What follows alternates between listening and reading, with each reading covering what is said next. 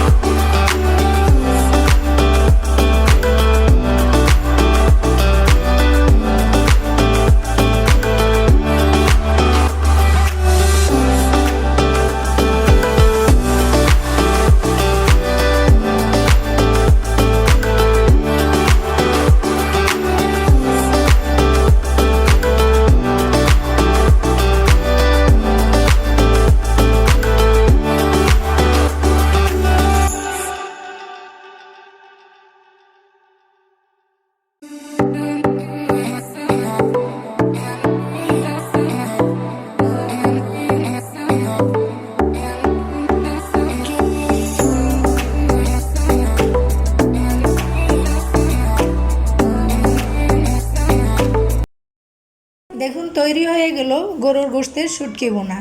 আপনারা চাইলে এভাবে একবার অন্তত এই শুটকিটা ভুনা করে খেয়ে দেখতে পারেন। ভালো লাগলে কমেন্ট করবেন, লাইক দিবেন, প্লিজ সাবস্ক্রাইব করতে ভুলবেন না। দেশ ও দেশের বাইরে যারাই আছেন সবাই ভালো থাকেন, সুস্থ থাকেন। ইনশাল্লাহ আবার ফিরে আসবো অন্য কোনো রেসিপি নিয়ে। আল্লাহ হাফেজ, আসসালামু আলাইকুম।